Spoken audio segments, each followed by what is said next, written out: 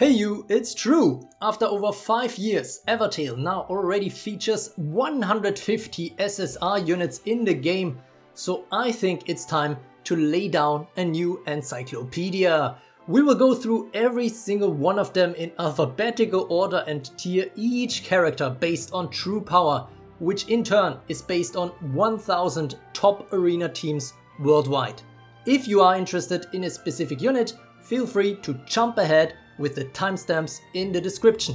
Since this is quite the monumental task, let's not beat around the bush and kick it off right away with Akatsuki. This elven swordmaster is a reinforcement that was quite an essential DPS for any burn team back in the days, with a high speed and a burning entry passive. Burnout is a thing in Evertale too though, and so he goes straight to the graveyard tier. High spirit cost and no skill under 130 time units are his major limitations. Next up we have Light Alice, who is also one of the OG Evertale characters and also pretty outdated. Aptly named the Eternal Dream, she manages to get into F tier. Her lullaby entry and rabbit hole mechanic still make her somewhat interesting in a sleep team with little downside even at little power. If you don't have Alice and her Tavoon rabbit yet, don't pull for her though, you will eventually get her as an off-banner unit. One more nightmare, or 3.5 years later we got Dark Alice, who is not a sleep but a poison survival unit. Featuring the first instant skill in Evertale ever, the Instant Devour was nerfed too much with a 100 time unit lock after use. Her Mega Vengeance passive also loses its glamour once she unlocks Survivor's Fury. Despite a concise skill set and an innovative regeneration heart, Dallas only makes it to E tier. She was one of the last releases in 2022 before the power creep began to pick up significantly. Dreamy magical girl Alice is the latest Alice version, yet again featuring a sleep skill set. The light element got swapped for water and the rabbit got swapped for Morphe.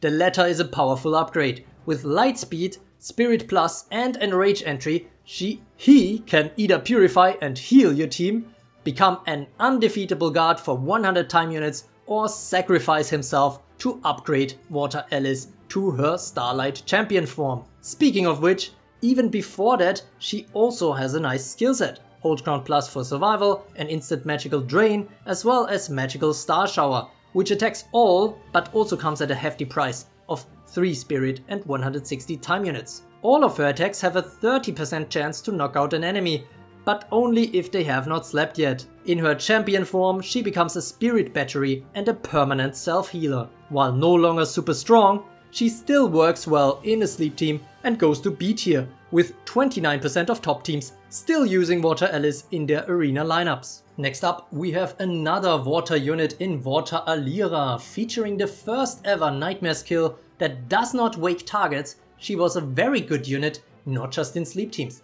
After 300 time units, she only unlocks a classical single target Survivor's Fury. However, that is quite a long time for a simple skill in today's meta, and sleep units nowadays dwarf Alira's skill set, with all of their skills usually not waking targets and actually having ways to force sleep. Both Vigor Armor and Sleep Random Revenge are quite outdated passives that are also often ignored. F tier, no reason to summon her except 2 fellowships. Earth Alira on the other hand has something that makes her completely unique. The only pure SSR guard ever that doesn't have a 100% redirection chance for one hit. Attack and counter made up for that somewhat in the days of manual PvP, but in today's meta 60% redirection is just a tad too unreliable. She doesn't even come with a hold ground and only has a minion revenge, so in many situations SR guards like Dairyu, Olive and Tobias might end up providing more value to your lineup. D tier, definitely still usable if you already have her highly leveled. If not, all other SSR guards are likely the better pick. Next up we got the first dragon in our list, and it is none other than the soul of the storm, Altaireon. He features a hold ground and a stun skin, which can't quite save him from the graveyard tier, though it was close. His active skills are generally too expensive, either in time units or spirit or both. Next up we have the only character ever that actually got SSR versions after first getting 2 SR versions. Antares, or rather Storm Antares, was one of the first releases in Evertale 2.0 and shaped the arena landscape for quite a while. She is basically an upgraded Norza featuring a survival storm stun all skin, which can still make her interesting against certain lineups. The combination attack and counter, hold ground and thunder hard was often hard to overcome within the AI play.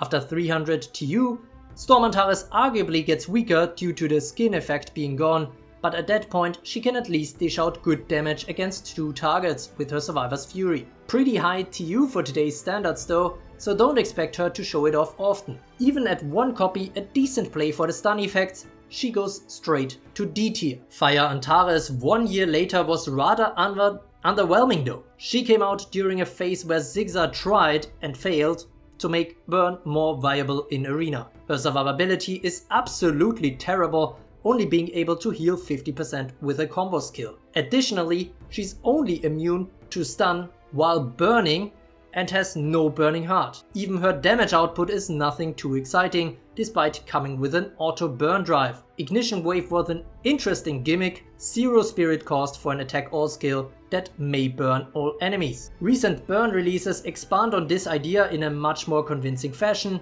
Fire Antares goes to Fire tier. Next up, we have a character that has never disappointed at any of her debuts so far, Anya. She was the first ever dominating force in arena, with her auto barrier protection for all her allies, being a game changer back in the days. Storm Anya switched seamlessly between Strong Guardian, 50% damage reduction, while 100% Guardian was absolutely unheard of before her release, and Strong Damage Dealer, at least once she got a kill to unlock her Savage Force. Hold Ground made her annoying to kill because she mostly healed back up with Retribution Drain. In a meta of armor ignore and execute, she definitely lost her edge.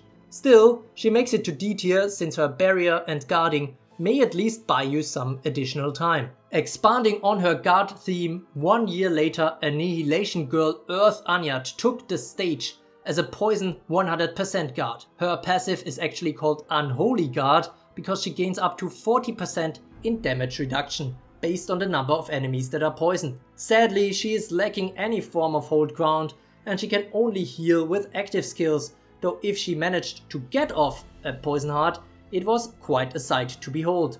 100% healing herself and mega poisoning an enemy. She also poisons enemies with her Poison Random Skin Plus. 100% guards never really go out of fashion, and so she goes to C tier. What came next is history, an era-defining SSR guard, Light Anya. At her release, she was met with muted expectations by some, but she kept up being a Platoon 1 staple for over 1.5 years already. Her passives is really where it's at. Divine Guard Plus gained her extra strong heals on the first hits against her, and additionally she gains Endure on any hit that does not defeat her. Superconductor means she is a permanent stun absorber, and with stuns getting more and more outrageous from both fire and storm units in the meantime, this has only appreciated in value since her release. If she does get the turn, she doesn't waste it either. A 0 Spirit instant give turn, a life flip attack, and a 0 Spirit purify heal, which Light Anya can also use on herself. You will rarely see her pull off a Banishing Avenger, but it doesn't really matter. She is the longest standing unit in the SSS tier and to this day keeping the title of Best Universal Guard. In fact, with over 87%, she has the highest usage of any SSR currently. 10 months later, Anya recalled her Storm roots. Water Anya is the first Anya ever that does not feature any guarding abilities. Instead, she doubles down on her prior auto barrier with Power Barrier. This one importantly also gives damage reduction to guards on her team. While this barrier is up, she heals a lot and has special hold ground that does not let her be defeated by non-attack damage like poison or burn. Once it goes down, she fully heals, gets a normal hold ground and unlocks one of the most powerful active skills in the entire game, Aegis Overload. Producing 5 spirit, this instant skill deals 300% damage to all enemies and weakens them, heals and enrages all allies, gives her a power charge so she can use the lethal demolition raid next, and to top it off, her power barrier is reinstated. Her Dreamweaver and Lights Out skills are also not too shabby, especially in a sleep setup. None of her skills wake sleeping targets. If you have fully awakened Water Anya, the focus turns to her Adaptive Circuit passive skill though. She gives any non-conjured ally entering a powerful entry effect based on the element. Water and Earth may sleep an enemy unit, Light heals and purifies your entire team, Storm stuns an enemy for 150 TU, and so on. This cemented her as the top arena unit for many months, and while Rising executes and stuns cause her trouble, she still comfortably makes it to SSS tier for now with 85% top team usage. Next up we have the only burn stealth combo experiment in Evertale ever, Apollo and Artemis. And you could probably say that experiment failed. While not bad outright and certainly interestingly designed with Moonlight and Sunlight Arrow, this permanently burning light unit just couldn't quite break into many team builds. Part of the reason is probably their slightly higher TU and lowish survivability, though at least they have multiple ways to heal themselves. Sleep is her arch nemesis, and she doesn't have permanent stun immunity either, E tier. Next up, a unit that a lot of people nearly lost their mind about at her release in the early years of Evertale. Dark Aria featured a Mori factory skill set that seemed outrageous at the time. Auto minions whenever a non-conjured ally dies. The Blood Team type has long fallen off Zigzag's radar though, and the minion production, also with her minion revenge, is the only thing left in her skill set that is noteworthy. Even when Blood makes a comeback, I don't see Aria getting much more use, F tier, and that is being generous. Next up, my favorite off-banner unit ever, Artimeia. This light unit still manages to be helpful in current teams at just one copy already due to her support-focused active skills and double entry effect, Spirit Plus and Shocking Entry, which targets the enemy with the lowest current TU for 150. Together with Water Anya, she also gets a third powerful entry effect. D tier. Don't pull for her specifically, but if you eventually get her and have space on your team, give it a try to deploy her. Artimeia may end up being more helpful to you than many outdated DPS. Next up we have the final A character, not tier but first letter, and with it none other than an onslaught of Astrids. The first SSR Fire Astrid, Hero of the West, is actually one of the very few units that got buffed by Zigzag later on. She now features intense burn and unconditional on-turn regeneration. While a staple for any non-crisis burn team in the initial years of Evertale, this is just no longer the case. She is still usable though, F tier. You can't quite say the same thing about her swimsuit water version that was released just 2 months later in the first summer of Evertale. Water Astrid came with a pure stealth skillset, the first ever banish skill, and the possibility to evade poison while stealth. However, back then stealth was still balanced by being vulnerable to time strikes. Vastrid's stealth rate comes with a whopping 200 TU cost for a single target attack. Off to the graveyard tier she goes. And she is also joined there by none other than Earth Endless Astrid, a unit that put poison back into the spotlight after her release. Her auto passives, Life Flip on turn and poisoning entering enemies, in combination with her pushback, were quite revolutionary. Unfortunately, her skillset didn't translate well into automated arena, and sometimes the auto poison might actually bite you these days. Think Dark Sun Wukong on the opposing team. Another Endless Astrid, this time Dark, was the very last release in Evertale 1.0. Everything in her skillset is geared towards getting kills. Unfortunately, it's not that easy before she gets the first, since she then deals 375% damage at most. And if Dark Astrid actually gets kills, she does unlock more powerful but also more costly skills, but loses the Hunter's armor, making her even easier to kill without hold ground. She neither picked up traction in manual nor auto PvP, and joins the prior Astrids in G tier. So many Astrids in the low tiers, can't somebody do something against it? Yes, back to the roots with another Fire Astrid 2.0. Bright Astrid is a divine burn guard that was also used in many non-burn teams after her release, despite her ability to set her own team on fire. Burn Focus Armor combined two previously separate passive skills in one and made her quite hard to kill oftentimes. This was exacerbated by her potentially just using Flip Inferno once her HP got whittled down. While far outshined by Cerberus 2 years later, due to potential pushbacks, she is still a valuable ingredient if you want to run burn in Platoon 1 of Arena. Bright tier. Yet another fire version, because why not? The latest Astrid installment finally managed the unthinkable. After 2 years of a burn drought, in 2023 she made burn viable again in Arena, and massively so. Commander Astrid came with a boost to burn allies at the start and an absurd on and off turn healing, together with heroic focus, which translated to permanent stun immunity, burn armor and burning heart. This made her extremely tricky to kill. She really was the perfect burn package, but has been overtaken by the new burn generation. Still good to have if you run burn though. B tier. Next up, speaking of B, we have Bahamut.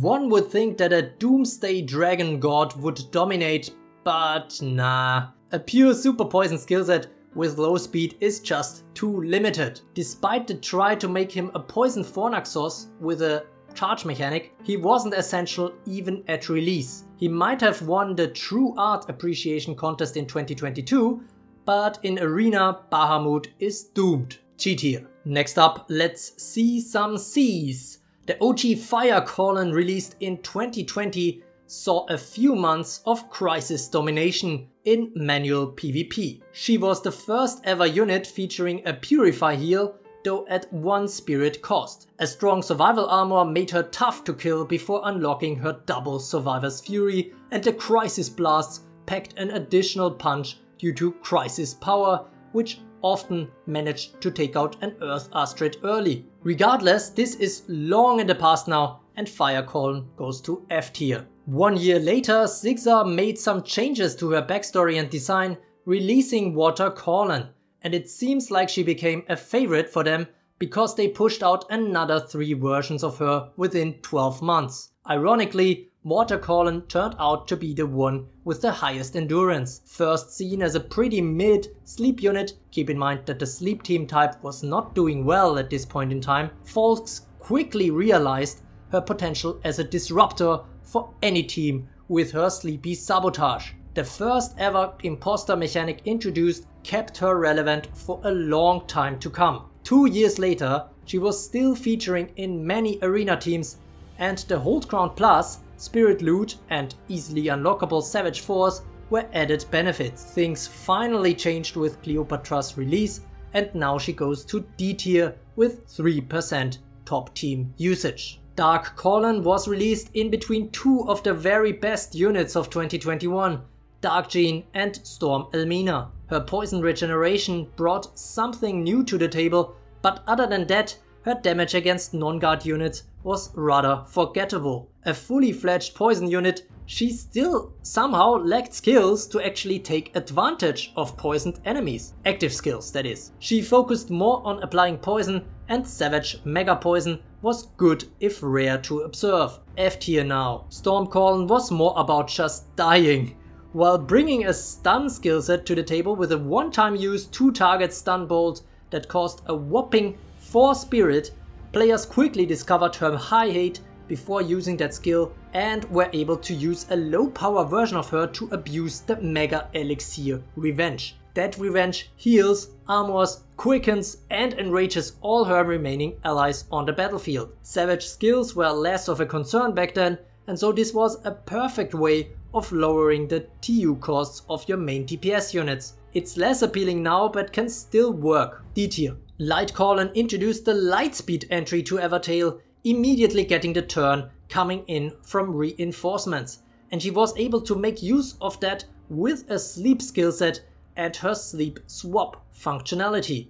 The +1 Nightmare Assassin is nice, but her TU are a bit high and the lightspeed entry is no longer as reliable with Unicorn around. E tier. Next up, Guardian of the Underworld Cerberus. Though a bit of a hot take, literally, I'd say she's the best guard in the game, further expanding on Light Anya's skillset. The downside?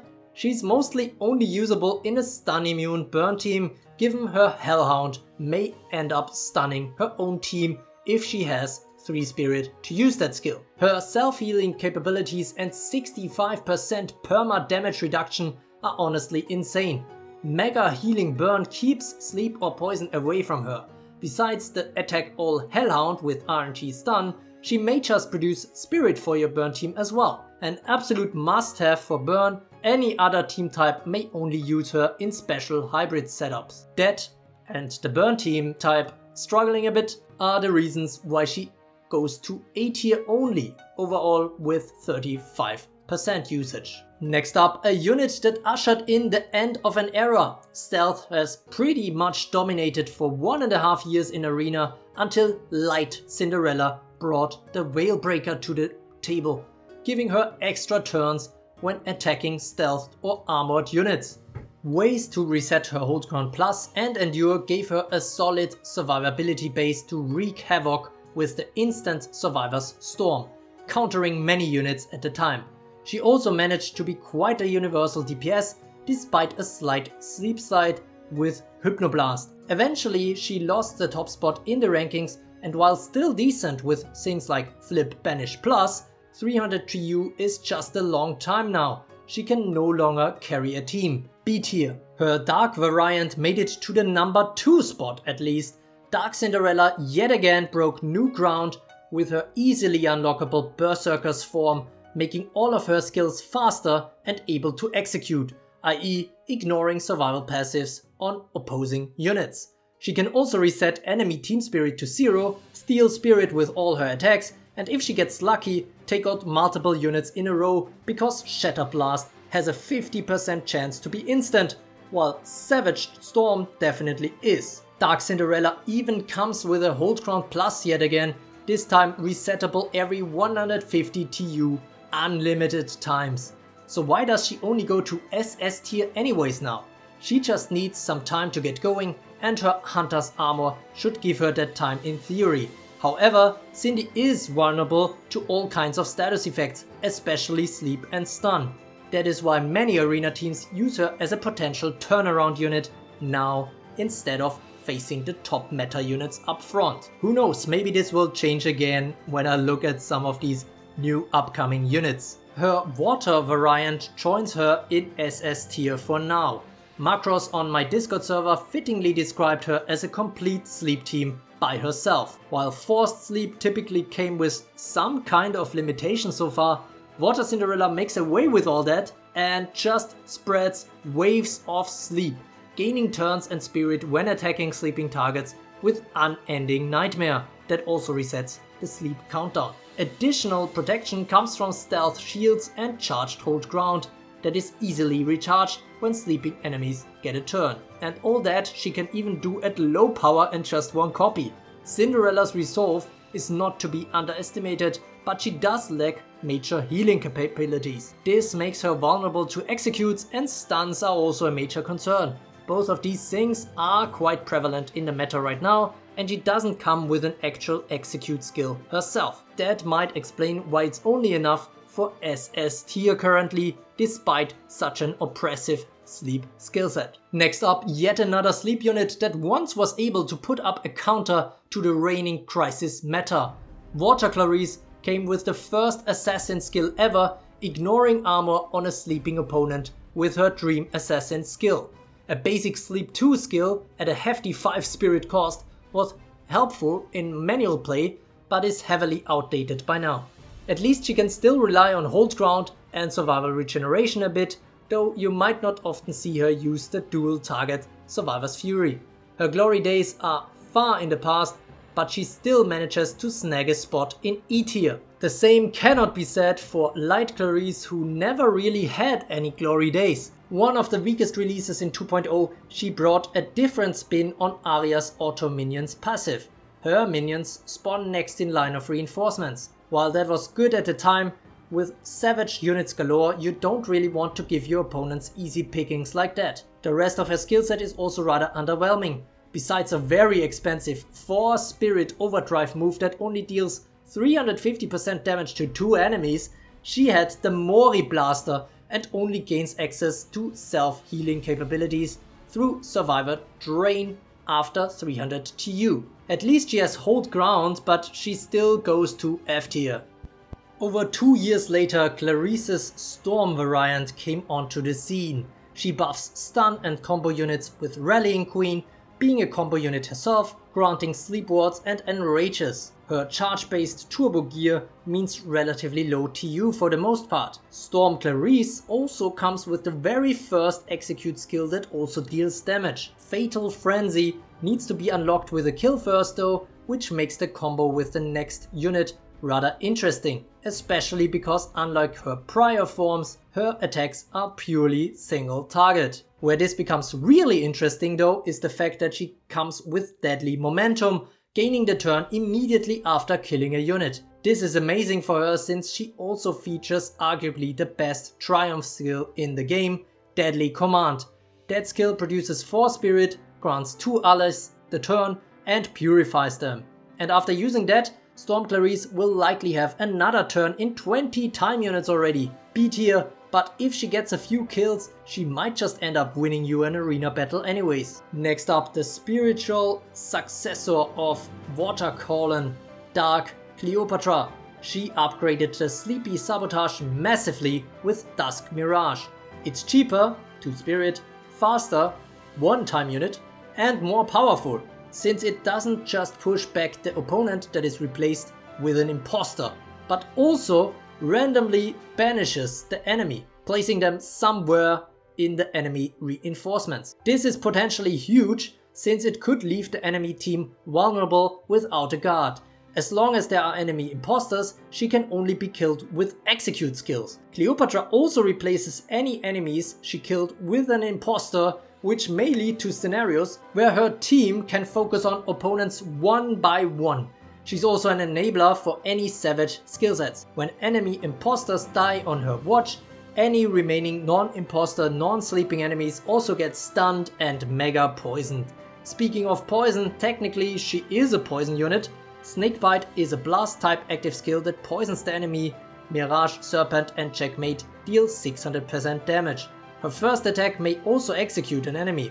Her initial wards are also very helpful. Cleopatra's speed is decent at 393, but she struggles a bit with more and more high speed units being released, since she really wants to be on the battlefield at dawn. With her massive disruption capabilities and interesting combos, she still manages to book a spot in the exclusive SSS tier over 8 months after her release. Next up, we have a unit that goes to the other side of the list, Dark Cyrus. He's a unit purely focused on being a strong finisher for your team, and despite not working well with blood teams, this gave him an edge in PvP for about 2 months, up until Light Gene was released. Before banishers became more widespread with that, the Brave Armor and Brave Avenger skill were actually quite menacing. But we are talking about 2020 here anyways. Off to the graveyard tier, the Mercurial Mastermind goes. Next up, it's finally time for the D. Diabolos, of course. This Dark Dragon Lord of Shadow introduced Life Drain to Evertale, gaining HP for any damage dealt. The rest of his skill set revolves around enraging or life flipping allies and dealing payback strikes for their death, but he just doesn't bring enough to the table in the arena. G tier. Next up, we are going on a true G tier streak with none other than Druke joining the graveyard as well. The Apex Blademaster is a burn unit that always seemed like a mediocre fire Astrid to me. The only upside he has was being able to operate within a crisis team. If he kills enemies, he unlocks his stronger burn frenzy, but it's hard for him to get there. Next up, the only unit ever getting a name starting with E in Evertale, Elmina. Sigza did release 6 of her though. Her first SSR variant is dark and features a shadowy stealth skill set, while her TU are truly awful with 2 skills costing 200 time units each. What keeps her out of G tier are her passives. If she enters while someone on her team has stealth, the entire team will be granted stealth, and when she gets a turn, all stealth allies are healed for 15%. This way she still makes it to F tier. The same can't be said for the first ever Christmas unit, Light Elmina. She only features a single passive, and that is Stun Revenge. She's slow, but at least has a way to heal herself, rather expensively, and an entertaining dual target Survivor's Fury animation. Graveyard tier regardless. Elmina's next iteration was a combination of overdrive and stealth. Given her unusually high speed of 420 and a stealthy dawn, she could strike powerfully right away. TU costs of Overdrain and Stealth Fury are rather long though. At least she can evade poison while stealth and produce some spirit, barely enough for F tier. The pinnacle of Elmina came over a year later during Evertale 2.0. Storm Elmina literally took the arena by storm, all her attacks ignoring enemy armor, while she herself was largely ignored by opponents. The low hate level might be explained through her stealth, stun, skin, but whatever the reason was, she often remained untouched and could wreak havoc on enemy teams, unless facing Earthmusha. Stealth power also helped due to revenge and skin effects being very prevalent at the time. Eventually time caught up to her and she was dropped to Platoon 4 and then entirely from most arena teams. 3 years after her release, 5.8% usage still remains and she makes it to E tier. Fire Elmina enters with a burn stun entry, and this made her the top pick for a number 5 spot in a burn team for a long time. Unfortunately, she's also immovable, so her strong entry couldn't be abused. The Ignition Rage Heal Burning Heart combo made her quite annoying to kill given her AI hate level, up until execute skills became more common. She can also deal decent damage to multiple enemies, but the power creep only further picked up after her release. Fire Elmina goes to C tier with 8.2% usage among top teams. Only Earth Elmina is missing now for them to complete all elements. Next up, the main character of the whole game, Finn. And of course, he goes straight to Finn tier. The only reason why he's still slightly propped up is his thundering entry and a rather high hate level that can make him act as a pseudo guard in your P4. It is rather unfortunate though that you need to limit break him for that. I wouldn't. He doesn't have any plot armor in arena. Next up, an absolute crisis menace after Sigza buffed him, Fornaxos. Crisis armor, crisis focus, and a skill set solely revolving around +1 or -1 skills. This guy could deal 600% damage to 2 enemies with Charge Flare long before it got mainstream. Unfortunately, he takes forever to set up that kind of damage, and Crisis got abandoned by Sigza in Evertale 2.0. Flame Incarnate joins the Graveyard tier despite a high speed of 471. Next up, the first permanently sleep immune unit, Frankenstein. If she and her Earth sister Mary share the battlefield at the same time, they become quite powerful, gaining stun immunity as well. Unfortunately, in the current shape and form, this is extremely hard to pull off in arena. While Frankenstein doesn't have a single skill costing spirit, her sister Mary eats into it. This is not really a concern though, since you can likely use them as buffer units who occasionally guard your team. Granted, Mary pulling off a maximum output with 600% damage each to all enemies after an energy infusion is quite the sight to behold, but how often will you see her pull it off against an evenly matched opponent? Spoiler alert, very rarely, if at all. They go straight to B tier, which is a bit disappointing for a new unit. Then again, Sigza taking a break from power creeping is always appreciated. Next up, the first ever unit who had the ability to reset her hold ground plus unlimited times, Freya. The goddess of love and war is a burn unit, but is also usable outside of burn teams as a temporary guard and damage dealer. She was certainly one of the best releases in 2022 before executes.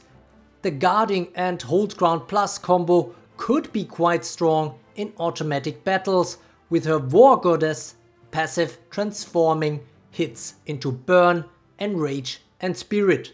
However, it's only enough for D tier nowadays. She had a good run.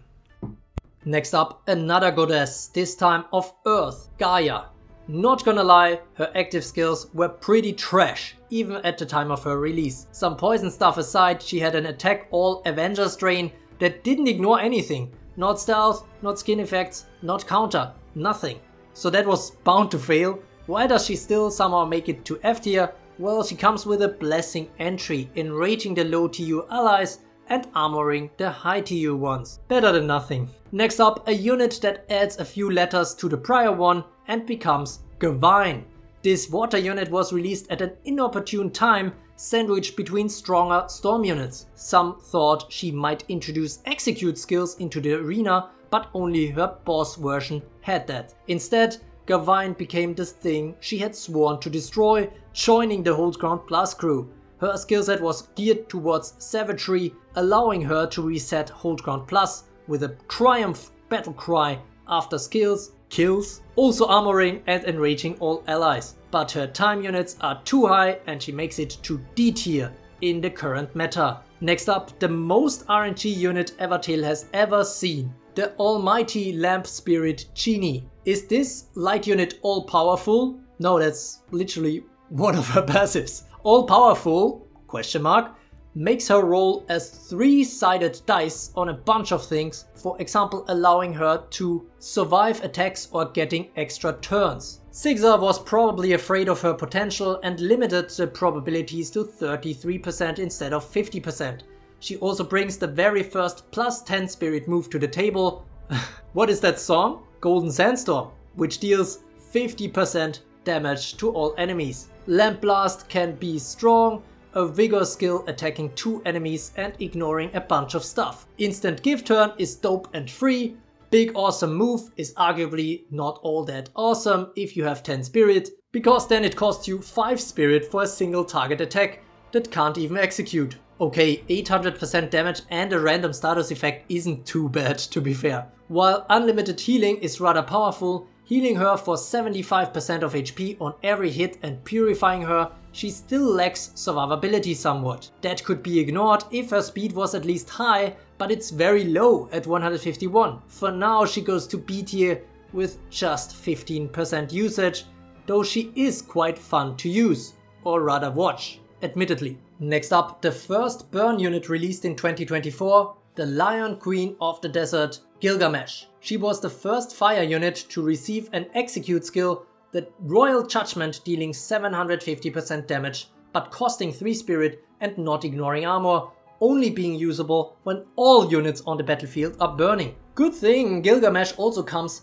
with an instant royal ignition that burns everyone there, except burn immune or burn warded stealth shielded units. She is permanently stun immune and comes with an upgraded burning heart, fully healing her after surviving an attack that extinguishes her flames. In a stun immune burn team, the passive 150 TU stun all after her first turn is also quite helpful to set up a burn avalanche. Furthermore, she quickens her burn friends. Tired of hearing the word burn yet? Me too. Gilgamesh goes to the A tier.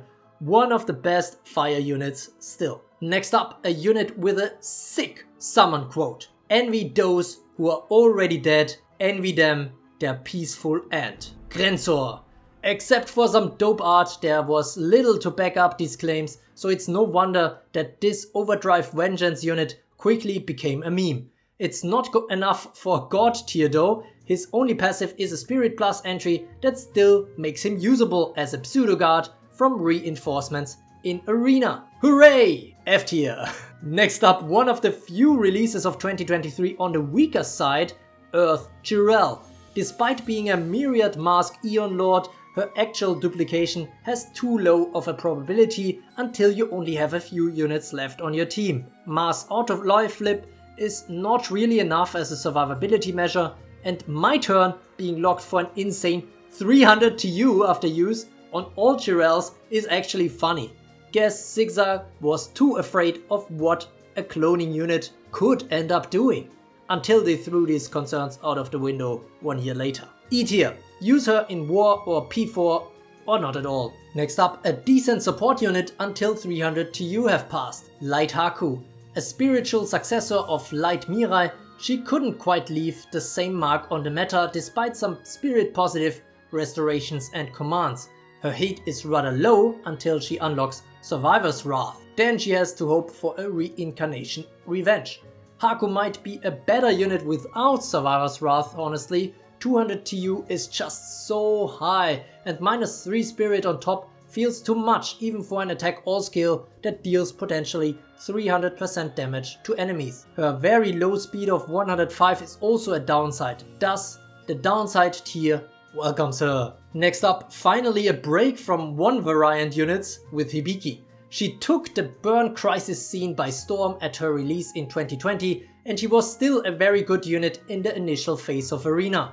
High speed of 511 and ignition rate meant that she could set herself up for a 600% burn blast plus quickly, damage numbers that were quite unusual back then. Burn armor and crisis drain helped her survive, but crisis is dead at the moment, too much spirits flying around in the meta, and so half of her skill set falls away, leaving her as a subpar burn unit, F tier.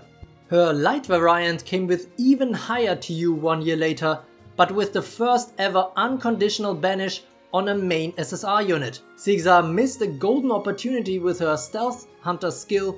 It only deals 200% damage to stealth targets. Lame. Thus it was easy for stealth units to continue to take over in Arena.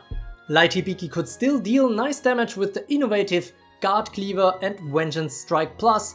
For the latter to trigger, she came with some lucky Moris on her passives as well. Hold Ground Plus and 30% healing on every turn was a decent survival combo. She still has some utility if you are not facing savage units, but her top unit months are far behind her. E tier with 2% usage. Next up, the unit I have to do a re-recording for, Himiko. She basically took Light Cinderella's skillset and turned it to stun. Veilbreaker becomes Wallbreaker, allowing her to get another turn whenever she attacks 100% HP targets. Hold Ground Plus becomes the Power of Rise, basically a hold ground with RNG healing, which can make it quite an annoying task to kill her without poison or burn. Or executes, of course. Hypnoblast becomes Thunder Blast, the usual blast mechanic with a chance to stun a random opponent. Thunderbreaker and Time Dominator are her stronger damage dealing skills, but also really nice is her instant Divine Reflection. Gives 3 spirit, heals all allies for 800% and purifies them. Her companions also get enraged and their current TU reduced. If Himiko is still alive after 200 TU, she will automatically stun an opponent and get another purified turn. An anti-stun and anti-sleep mechanic. Too bad she's coded not to use this skill at battle start. Still, she's good to have in a stun team. A tier. Next up, the last burn unit released without permanent stun immunity, Honnoji. At least she can still get stun wards with viral livestream and her missile though. This flame-catching streamer brought an interesting combo to the table, healing burn with charged hold ground. Her bazookas can deal quite some damage, some of it RNG. The instant one's time lock is a bit too high for my taste, and her spirit costs are something. At least she produces some spirit and gets easily enraged. All in all, one of the weakest burn releases in the last 2 years, but can still do work in a burn team. Too bad she only starts with 1 charge. D tier. Next up, the Walking Storm, Imran. The only good thing I can say about him at this point is that he has a stun skin. His hold ground often gets negated by Imran brash striking himself to death. You can't blame him for his suicidal tendencies though. All his other active skills cost spirit. Best I can say is Pseudo Guard in a stun team if you get him off banner. Otherwise the Storm is barely limping now. Graveyard tier. Next up, the first legitimate 2-in-1 unit ever. Genie, or more specifically Light Genie, who revolutionized the PvP meta in 2020 and had to be banned from draft PvP because getting her there was too powerful. She can't do all that much until she unlocks her Survivor's Fury, but she can call her sister and wholly protect both of them, meaning armor and poison ward. Michaela, originally Michelle, came in at a high speed and could banish someone on the enemy team without conditions. Another first. She was also a 60% auto guard with healing. Since calling Michaela also banishes someone on her own team, this didn't translate extremely well into the automatic style of arena. Sometimes the best DPS had to go, screwing the lineup. F tier, still better than G tier. Now Dark Gene on the other hand was literally built for arena. Her Michaela's Revenge made her hate level super low, and so she could poison random and devour a bit, before becoming a furious dual target survivor, especially with healing rage. Michaela coming in after her death was extremely strong too, with a great entry effect, and could revive Gene after some TU have passed.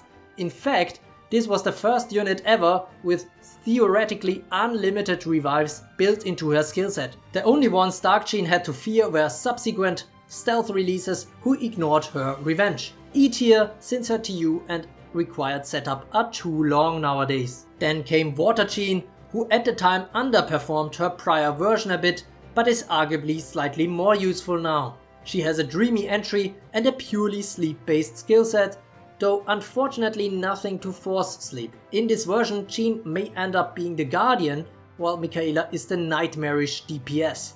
They have multiple ways to heal themselves, just a bit long to you now. And you better hope Water Gene actually gets a turn to call her sister through Angelic Sleep with 2 Spirit. D tier, still usable in sleep teams. Storm Gene was the only unit ever that wasn't released on the usual weekday. Instead she came on New Year's Eve to kick off a new era of SSRs in 2023. A stun upgrade to Dark Gene, she did everything better. Only healing rage stayed the same. Michaela's Revenge became the much more powerful Michaela's Vengeance, and Michaela entered as an undefeatable 100% guard for around 100 time units. Keep in mind that this was over half a year before execute skills started to be introduced. The looping possible was insane since Storm Gene had higher hate than Michaela, so the latter could usually revive her and abuse entry effects of allies as a positive side effect. The free survival stun is also nice, and Survivor's Judgment now ignored stealth and gave her Endure. There's even more to say about her, but let's keep this short. A tier is where she goes now, still being widely used in over 50% of top teams. One copy gives very good value. Storm Gene and especially Storm Michaela dominated for many months, but all good things must come to an end. We are still missing an Earth and Fire Gene at this point, so who does Zigzag release next? Correct! Another Dark Gene, this time an angel in a swimsuit by herself. While a bit disappointed with the first variant ever that does not feature a separate Michaela character, the Michaela's rescue passive still can be enormously annoying, especially in P4 when the enemy doesn't have executors left. She will constantly bounce back and produce more risk as long as there is a non-conjured ally around. Once she uses Survivor's Rush, things change, but this can often be avoided. Angel Gene is purely geared towards stealth this time, and geared towards helping your other stealth units at that. With her Shadow Dash Lightspeed entry, she could enter quickly and use Stealth Zone. If there are other stealth allies, they get healed, purified, enraged, stealthed with a stealth shield and even produce spirit. So put her close to stealth units, ideally in P4, and have some fun, even if it's just one copy of Angel Gene.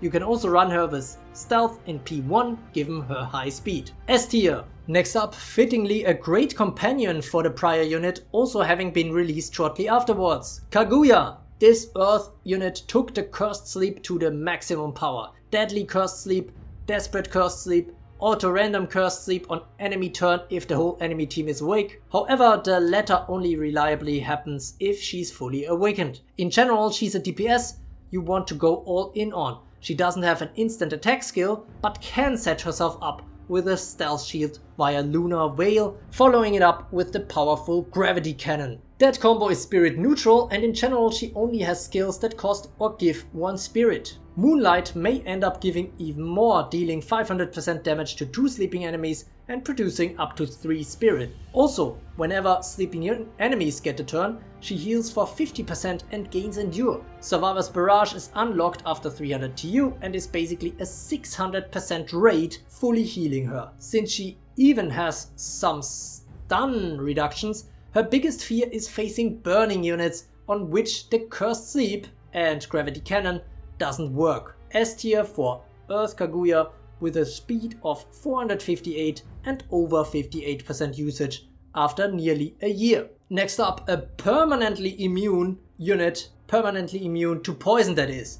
Riptide Guardian Kaidaros. This water unit is all about high spirit and using it to hopefully get a kill to unlock Savage Force. 4 spirit and 160 TU cost for an active skill, just dealing 350% to 2 enemies is rough though. At least she has 30% regeneration on her turns. Nevertheless, just skip her. She sunk to the graveyard tier long ago.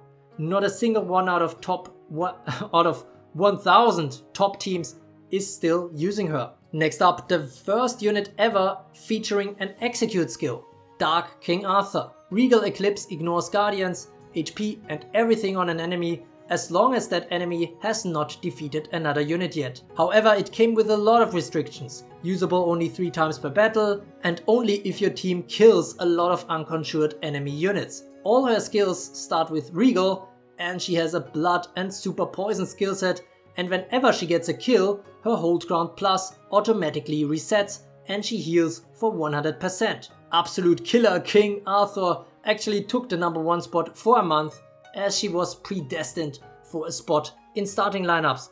Reason being her King's Dawn passive, Perma Quakening, Enraging and Armoring her, all for 50%. This was huge, but also means she's much less impressive from reinforcements. This means she dropped rather harshly to B tier already, still being used by over 28% of top teams in some capacity.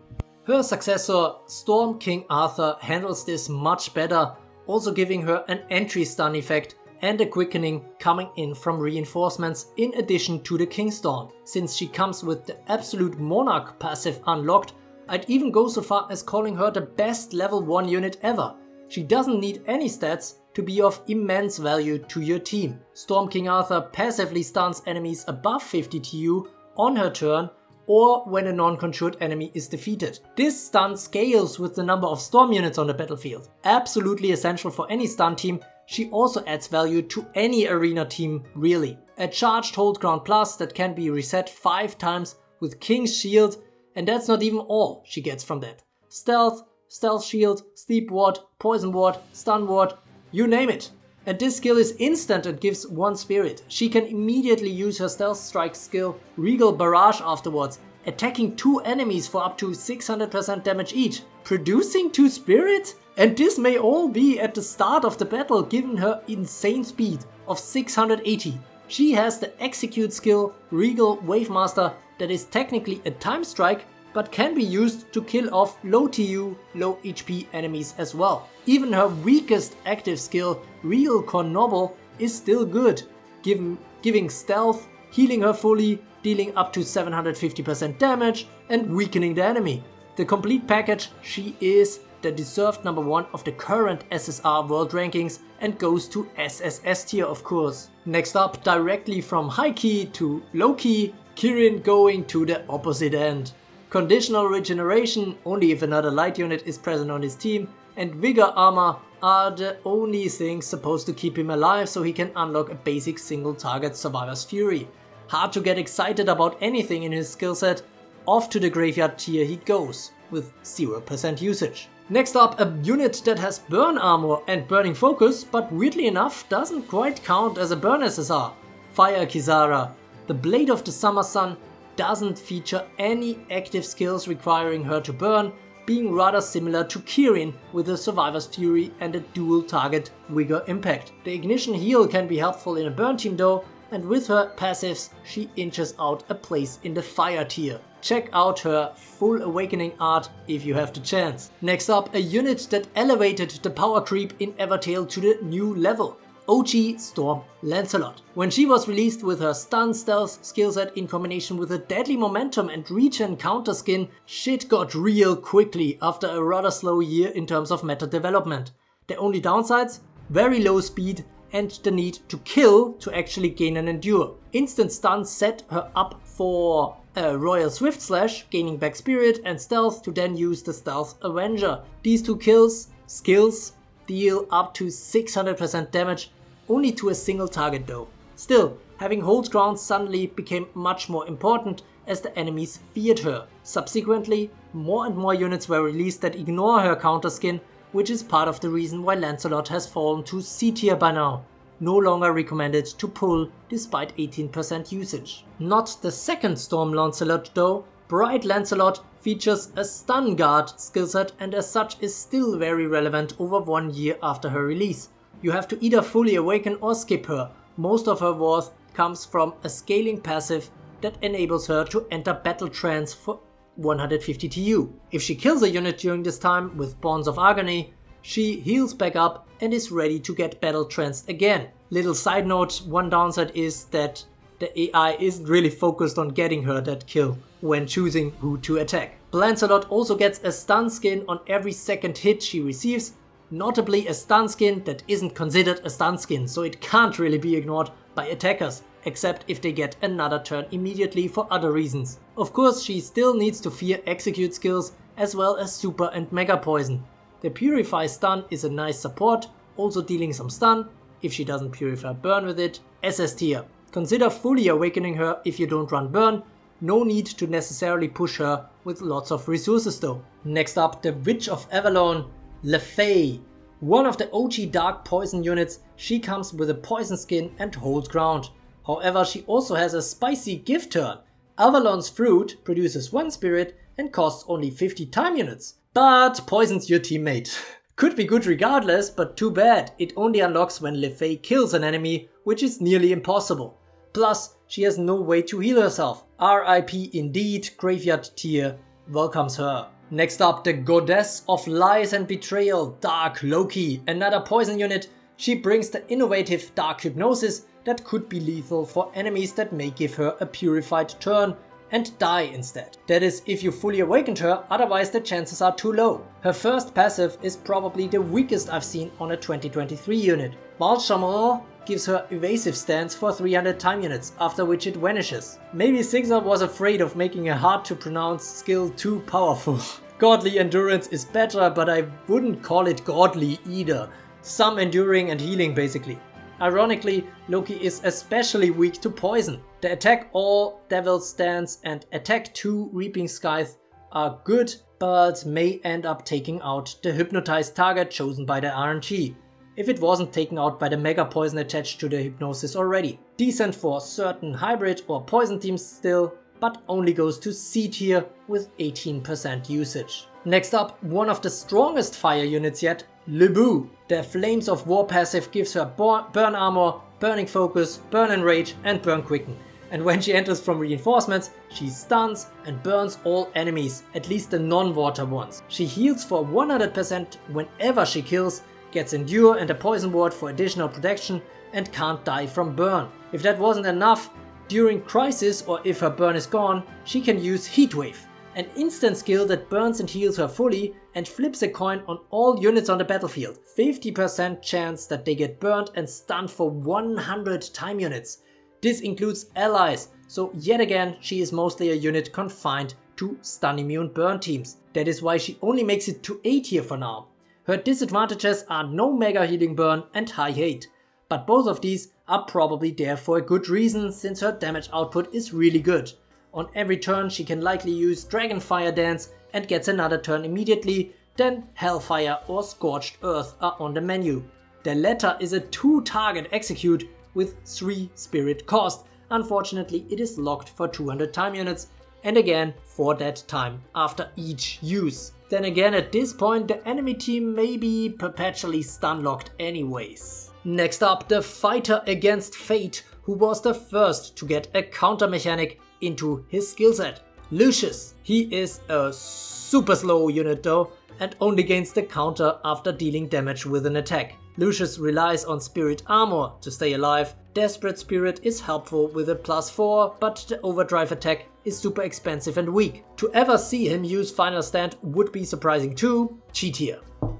Next up, the first unit ever that just couldn't be defeated in certain circumstances. Water Ludmilla. Her endless summer keeps her alive if 2 or more allies have stealth, and she gains guard once whenever an ally gains stealth. Other than that, she basically supports and tries to stay alive with a one-time use life flip, and a time strike that looks a bit out of place but was meant to counter other stealth teams at the time. Unfortunately, despite her fun stealth passives, even in stealth teams, she just can't contribute enough nowadays. Water Ludmilla goes to the graveyard tier. The same cannot be said for the 2019 unit that aged the best.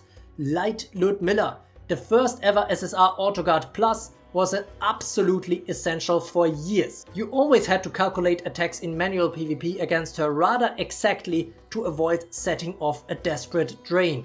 The hold ground is still a nice feature for a guard after all these years, and a 100% redirection guard never hurts in arena. Except for her +1 Purify, her time units are way too high in 2024, but given her speed of 71, she may not get a turn anyways. C tier. Over 13% of top teams are still using her nearly 5 years after her release, and she's still one of the best guards at 1 copy as well. Endless Ludmilla is a burn blood unit also usable in crisis teams. For a few months, Fire Ludmilla was quite good. She came with comparatively high speed, burn augmentation and focus. Burn Drain heals her for 50%.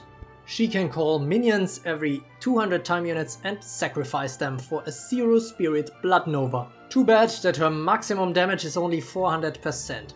Still enough for Flood to get into Fire tier, congratulations. While Light Ludmilla is the strongest unit from 2019 in terms of still holding on, Bright Ludmilla is the 2021 equivalent. This second Water Ludmilla was the absolute top guard for non-burn teams until Light Anya's release over 1.5 years later.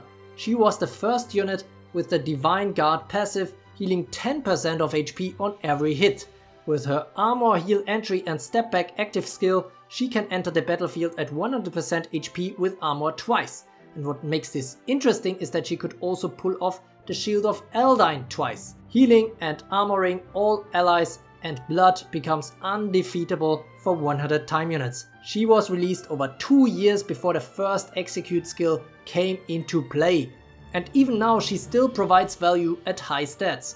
A tier with 48% usage with over 3 years of unit age. Insane. The next Ludmilla iteration, the first Earth Ludmilla, was comparatively disappointing. Featuring an auto barrier and a give turn plus, the latter gave an ally the turn twice in a row, but costs a whopping 200 time units and is only usable once per battle. There was also a rather expensive Purify Heal 2 skill, and that's it. Well, there was also Final Drain, but you could probably count the number of times she was able to use this in the history of Evertale Arena on 2 hands. E tier for her pseudo guard and support skills. Storm Ludmilla was the first ever new unit released while another new unit's banner was still running, Storm Jeans. She failed to have much impact on the meta despite introducing some new functionalities that would later be expanded on in other units like Storm Clarice. Gear Shift reduced her TU based on charges, but just a normal hold ground to keep her alive as a full second passive was a bit meh at this point. Swift Purify and Command and Combo are decent active skills. Stormheart that stuns all her opponents is good in theory, but clashes with her Gear Shift charges. That she is a rather spirit demanding unit doesn't help her. E tier. And quite a long time later in 2024 we got the second Earth Ludmilla. Yukata Ludmilla is another 100% guard, but not just that.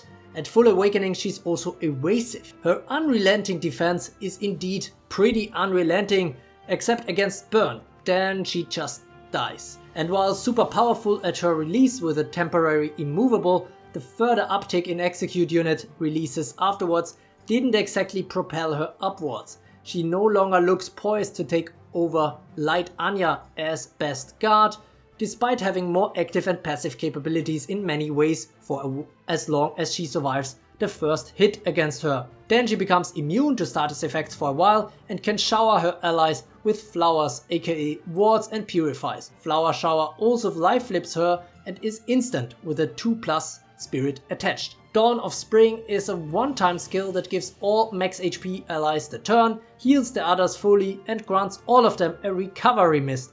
A very useful way to recover HP and have an RNG purify chance every turn. Yukata Ludmilla goes to SS tier.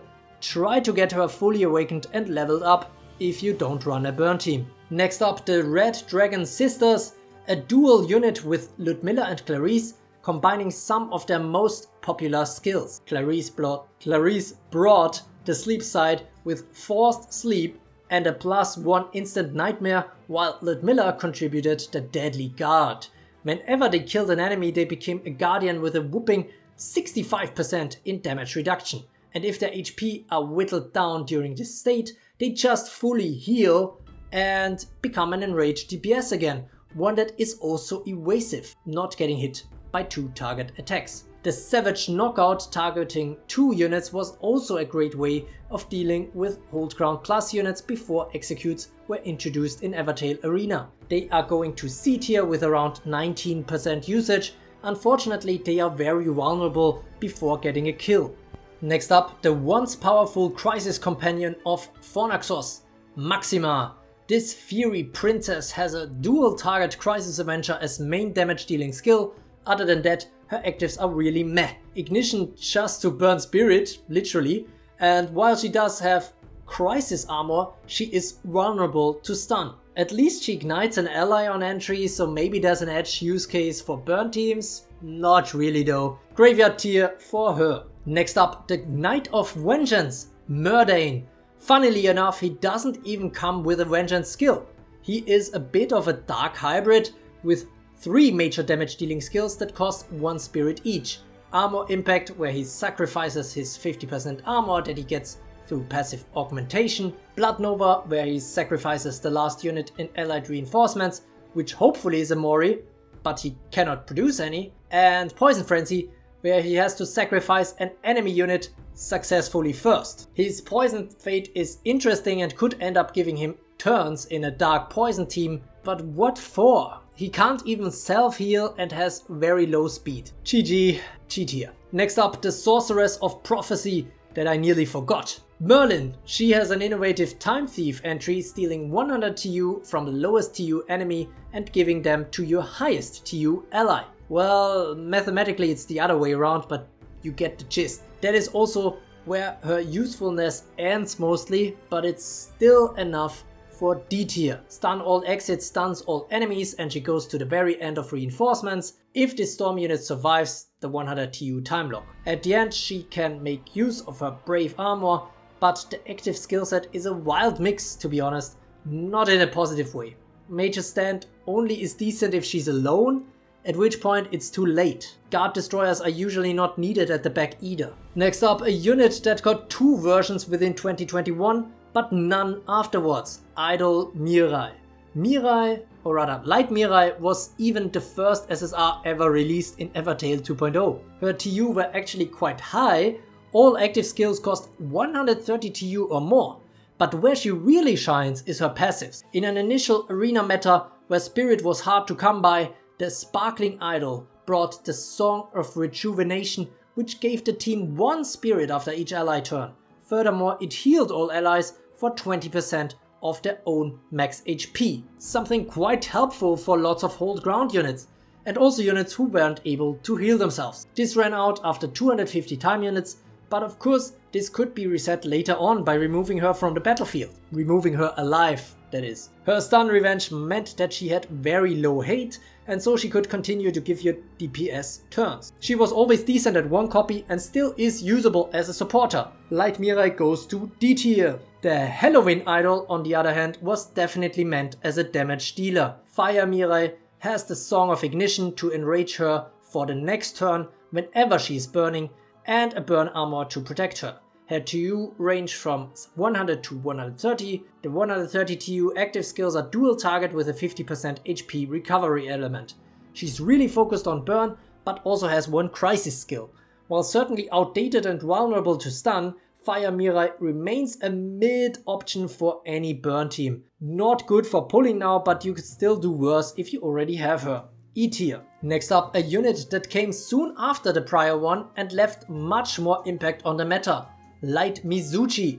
Her speed of 625 is still one of the highest in the game, and she shines with the first ever counter skin, which in combination with Hold Ground and Time Drain Plus gave her the opportunity to be a massive pain to deal with or to try to kill off without burn or poison. The active skill Survivor Slayer on top made her destined to become the best finisher unit in P4 for at least a year to come. Nowadays time units or new units have unfortunately become too low for her Time Drain Plus to be reliable, even though it was the first Time Strike skill ever that already targeted enemies with 100 TU. E tier for Mizuchi. Next up, a supporter with a guarding feature, Momoka. She can charm your attackers or defenders with armor or stealth, with enrage or quicken through her active skills. And if the going gets tough and there's an ally in grave danger, i.e. below 50% HP, while no other guardian is around, Water Momoka just becomes one with 50% damage reduction. With a little luck she can use the Retribution Train to heal herself afterwards, dealing some damage too. In case she dies, there's usually at least the Sleep Revenge. Some interesting and strong team builds still use her successfully, though her usage is below 2%. D tier. Next up, the strongest light burn unit to date, Mordred. Some might even argue that she is the best non-guard burn unit, and they do have good arguments. Ashes to Ashes gives her a Hold Ground plus and a burning counter skin that cannot be ignored. Sick. Blood Reaping gets her permanently stun immune, but more importantly, whenever a unit, friend or foe, dies on the battlefield, she is fully healed, gets healing burn, enraged and a charge. And not to worry, she also gets charges after using any of her attacks. If she has 3 charges, she can use the instant +3 skill Burning Blood, resetting her Hold Ground plus and healing her fully, and giving her mega healing burn on top, so she cannot be slapped or poisoned for 100 TU. Royal Crimson Sting, a -3 spirit attack all skill, could feasibly deal up to 3600% total damage in one move. And if all that wasn't enough, she also comes with a quick +2 gift turn to all burning allies. A royal bloodbath is sure to ensue. After listing all this, it is strange to say that she only goes to A tier. Her war potential is higher than Arena right now with her burn crew, but slight shifts in the meta may see burn and her rise through the ranks again if they become more popular in front. Mordred is easier to use in hybrid teams as well than many other burn units, since she does not stun her allies. 32% usage as of now. Next up, the water unit that brought devastating nihilism to the battlefields, Musashi. She really shows no mercy as she gets to turn immediately again whenever an attacked enemy ends a turn below 25%. Considering that 0 HP is also below 25%, this can also turn into a somewhat deadly momentum quickly. All her attacks provide lifesteal and she is immovable. Whenever she gets a kill, she becomes undefeatable for 100 TU and gains poison and sleep wards. And hey, with her initial +4 instant setup skill Dual Heaven style, she even gains a stun ward additionally. And endure. So before her turn she's actually quite vulnerable. Luckily she comes at a high speed of 615 and so she was the #1 unit in July before her even speedier arch nemesis Storm King Arthur came along. Anyways, you might be asking yourself how she actually kills units, as I haven't mentioned her damage dealing active skills yet. Now during the Dual Heaven stance, which lasts for 200 time units, she is enraged and heals 50% HP on every turn. Anyone's turn, that is. And with that she may first use the 70 TU -2 Glacial Slash, dealing 900% damage to an enemy without potentially waking them up. This has a 10 times limit though. After she has gotten 2 kills, Lone Wolf becomes the better option anyways. It actually produces spirit, has even lower TU of 50 and ignores damage reductions, dealing up to 1500% damage to one enemy. And if they don't heal up again immediately, they become very vulnerable to her absolute zero execute skill. If an enemy has below 10% HP, Musashi can get them with this. Guardians won't save the poor soul. Revenge and rival passives are also ignored. Truly an Oni Slayer, she goes to SSS tier. Next up, the unit that had the longest stretch of Evertale DPS domination ever. Released in 2021, she was arguably the best and most reliable damage dealer for over a year. This was before time units on new units started to shrink. She looks like a very spirit hungry unit at first with 3 -2 skills, and she is. But with Stealthy Vengeance, she not only produces spirit whenever a non-conjured ally dies, she also gets enraged and stealthed, purifying her from potentially bad status effects. Her Assassin's Strain is easily unlocked, recovering her HP and ignoring damage reduction effects. The 2-target Stealth Fury ignores even more, like Stealth, Revenge and Skin passive skills. This made her the direct counter against 2 other top tier units during that era, Dark Gene and Storm Elmina. The best F2P build was Earth Musha, together with an Autoguard train for a long time for a reason, just triggering her Stealthy Vengeance over and over again. Her dominance eventually came to an end, but her era remains historic. Might still be able to use her with Angel Gene, dealing decent if comparatively slow damage. The Fox-Eared Blader goes to D tier now. On the other hand, the Fox-Eared Idol came with a fatal flaw built in.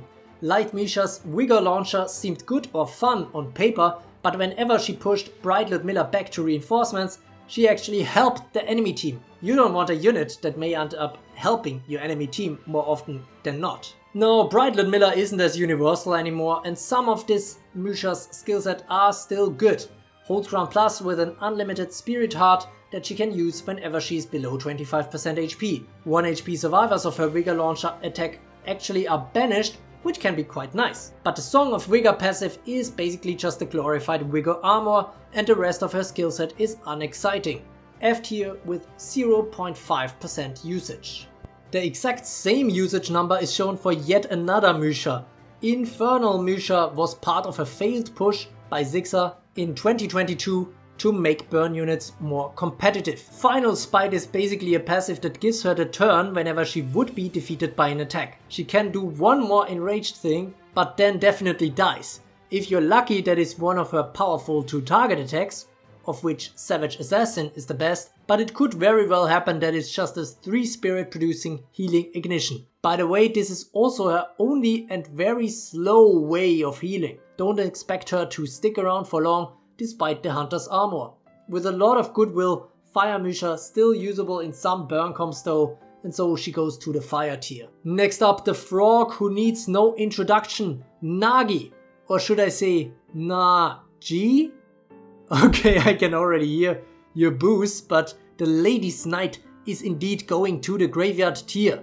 The Sleep Overdrive unit at least comes with a Hold Ground and a Lullaby entry that only triggers if another enemy is already asleep, and it affects the enemy with the highest TU, which can be rather unhelpful. Nagi can't even heal himself through any means. If a Wonder occurs and he manages to get 2 kills, he unlocks Frenzy Force, an extremely expensive 70 TU single target skill that deals 500% damage. Not convinced? Me neither. At least the skill animations are fun though. Next up, a unit that is a little bit like an upgraded Light Mirai for a burn team, Nobunaga. Her Fires of Rejuvenation heal and produce spirit on every burning ally's turn, while her Crimson Ward seems more like an instant ignite most of the time. She comes with permanent stun immunity, is enraged while burning, and has a burning heart. All of her attacks ignore counter stance and skin passive skills. Spark Blast goes back and forth between 50% and 300% damage, with a 25% chance for a temporary 50% quicken on the next turn. More damage can be expected from Demon Hellfire and Stroke of Death, the latter healing her fully. No longer absolutely essential for burn after the recent 2024 releases, but still one of the best burn units with an insane speed of 730 C tier for Nobunaga. Next up, a top tier unit of Evertale 1.0, the Blade of the Eons, Norza.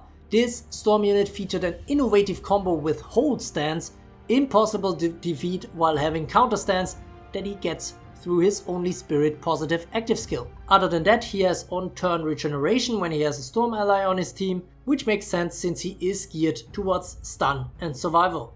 The payback stun was once a formidable threat, but now seems a bit expensive at 3 spirit, only stunning 2 enemies for 100 TU. You rarely will see him stay around for long enough to show his single target Survivor's Fury, but even so, Norza somehow still makes it to the Furious tier. Next up, a storm unit with a lot of backup plans, Odin. And the backup plans are her ravens. If fully awakened, up to 10 of them spawn randomly in reinforcements, each of them speedy and with a revive option. And Odin's active skills Gungnir and Ragnarok can produce even more of them. They have the first Guardian ignoring, even if weak, attacks ever, and Steel Spirit on entry. Their hate is super high if Odin is dead, and so they act as pseudo guards too.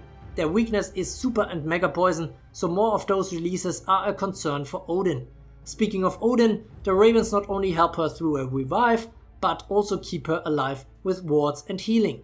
The Supreme Stun sets an enemy back for 500 TU, basically eliminating them from battle for a long while. And that is an instant skill costing 3 spirit, so a clear upgrade over OG Lancelot's instant stun. Time Blaster is her only spirit generating skill, but can also generate spirit when hitting an enemy with TU above 49, stealing from the enemies. If Odin survives for 200 TU, she can use Ragnarok, sacrificing herself for 600% damage to each enemy, ignoring stealth and damage reduction. The newly generated Winged Shades may revive her again soon. S tier, and with 56% usage, she doesn't seem to lose usefulness at the moment in P2 or P3. Next up, yet another stunner in the Organica War Machine MK, Orzakron. This unit has pretty bad active skills that also cost a lot of spirit, but fear not, a thundering entry, his only real passive stuns for 250 TU and his speed is low while hate is high, so he can just act as a pseudo guard, especially in stun teams. D tier, just wait for him to come to you through off banners. Next up, the third storm unit in a row and the first one who brought Hold Ground Plus to the game, Ossia. In combination with the +2 flip stun random, she was an ideal pseudo guard for a long time. Unfortunately, the introduction of execute skills reduced her utility. Fun fact, Storm Ossia was the first unit ever that could do 1000% of damage whenever she attacked a guard at over 200 TU with Guard Destroyer. D tier. 2 D tiers in a row. Will D Ossia follow? No. This blood poison unit has the innovative taunt skill, but it's not enough to make her worth your while. She has 2 healing passives and auto poison, the latter can be a liability though. And the TU are just a little high.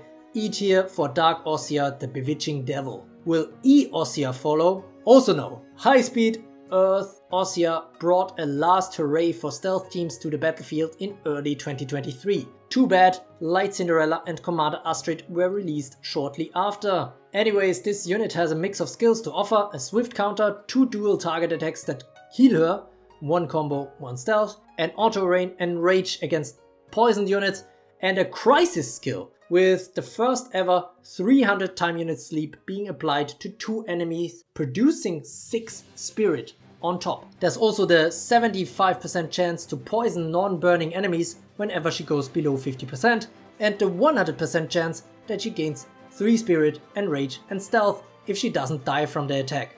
Hold ground helps with that. Still decent if run with someone like Angel Chi. C tier at 10% usage in top teams. Next up, a unit that might turn the tides for you in battle, Otohime. This water SSR comes in with a light speed entry and triggers a forced sleep on 2 enemies.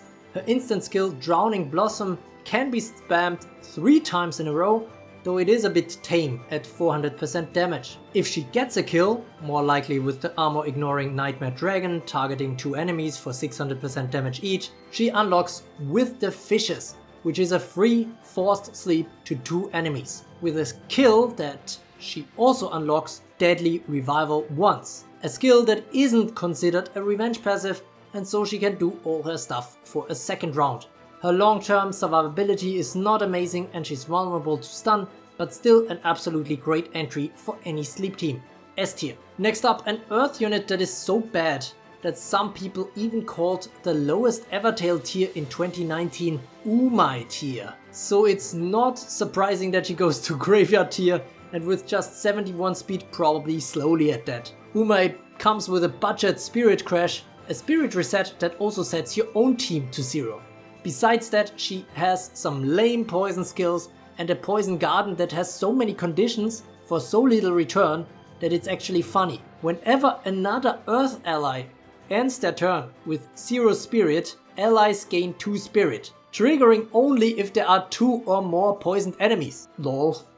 Next up, the first unit ever to have 2 instant skills, Percival. She's a light stun unit with a lot of special effects, helping the team around her tremendously even at 1 copy only already. Royal Blightburst is one of the 1 TU skills and she's using it every 100 TU to enrage herself, get a stun or sleep ward, heal all allies and weaken all enemies.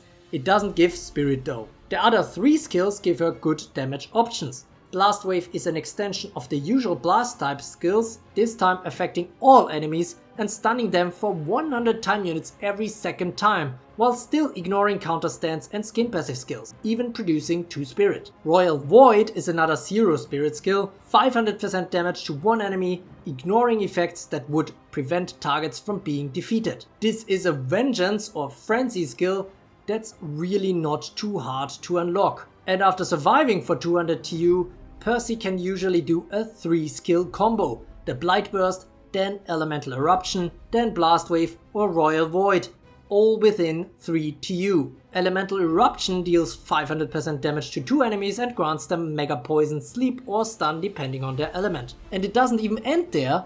Whenever she defeats an enemy, even a conjured one like an imposter, based on the element, 2 remaining enemies are granted a negative effect. Combine this with a heal, armor, rage, vengeance and a special hold ground that doesn't yield to poison or burn, and you got a near perfect general package. SS tier for Light Percival, especially recommended to use together with Cleopatra. Next up, another recent light unit who also features an execute skill and one that can't be redirected by guards at dead. Rapunzel. Crackling Smite only deals significant damage if the target has slept before and is awake, but who needs much damage if the enemy is already at 1 HP and hold ground plus, for example. The Lady of the Tower also comes with an instant golden purify for 2 allies, and she spreads around recovery mists for herself and others when certain things happen too. In combination with a hold ground, this can be annoying to deal with, though hers is only immune to burn. She can put units to sleep but wakes them up with attacks, so that's slightly wonky. Healing 30% on every ally turn is much less wonky though, and each time a sleeping enemy gets the turn, she gets purified from eventual sleep and enraged. S tier. Also interesting to combine with Water Sleeping Beauty or just plug 1 copy somewhere in your reinforcements. Next up, the Burning Hunger, none other than Rajana. This Bloodburn dragon already had a double turn ability in 2019. Long before it was cool like today. Whenever it starts a turn with the burn status effect, at the end it is removed and it gets another turn immediately. It's just too bad that there's little it can usually do with these turns. A mediocre Blood Nova as well as the basic attack all actives. Fire Rajana can use a Mori from reinforcements to do blood burn, burning and healing itself. And whenever Rajana comes in from reinforcements, a number of Moris is produced at the back based on the number of burning units on the battlefield. Honestly, if Blood Burn was the meta in Arena, it could still be quite useful. But since it clearly isn't, Rajana goes to the Graveyard tier. Next up, a Ray of Sunshine, also from 2019, Water Ray. Still not sure why they had to change her eye color years after her release, but whatever. Her Dreamy entry was super helpful for a long time, giving sleep to the enemy with the lowest TU without further conditions. That's also the main reason why she still makes it to Dreamy tier now. While Forced Sleep is of course nowhere to be found on such an old unit, she still has an otherwise okayish skill set for a sleep team, though she could wake sleeping targets. With Step Back, her entry may trigger a second time. 2 years later, Rei appeared again, with quite a different skill set and appearance. Earthray brought a Call Shikigami skill to the table that made it possible to replace stunned or sleeping units on her team, or abuse entry effects by pushing units with such skills back to reinforcements. The Shikigami is also quite good and can hit like a truck. It was always cool for Rei if enemies focused on taking out the Shikigami, because she could immediately revive it again with the Spirit plus Revenge. Unfortunately, if she becomes focused, there's little to save her. A normal hold ground and maybe some stealth. She is one of the last units ever released without any kind of self-healing capability. E tier. If she manages to summon a few Shikigamis, she could still be helpful to some teams, especially around entry effect units. Fire or Bright Ray is a decent burn support that replaced some of the older ones when she was released. She brings intense burn and ignition heal 2 with +2 spirit, as well as a burning heart and an auto barrier that gives damage reduction to all allies if there is no guardian around. The burn blast strikes hitting 2 enemies could probably scale a bit more with the number of burning units, but it's okay. E tier and still usable in some burn teams. She does lack any and all stun immunities though. Some 2023 burn units may provide temporary wards to her. Next up, we are just gonna add Na to the prior unit and get Rei Na. She looked like half a clone of the older Dark Reset, but honestly did quite a lot worse. Earth Reina was the first ever unit with Mega Poison in her skillset, though it only triggered at her death as a revenge skill. Besides poison randoming and draining with normal poison though, she could also grant stun absorb to an ally and ultimately sacrifice one other ally with the highest TU for 600% damage to 2 enemies. What could possibly go wrong? Well, let's just say it wasn't exactly a rarity that she placed stun absorbs on your best DPS and ultimately sacrificing them, possibly without even killing an enemy. Try to resist pulling her even if you have a thing for nurses. If anything, get her for fellowship reason. Don't use her though. G tier. While Earth Reina has the underwhelming Mega Poison Revenge, her subsequent version brought the superior Mega Poison entry, Dark Reina.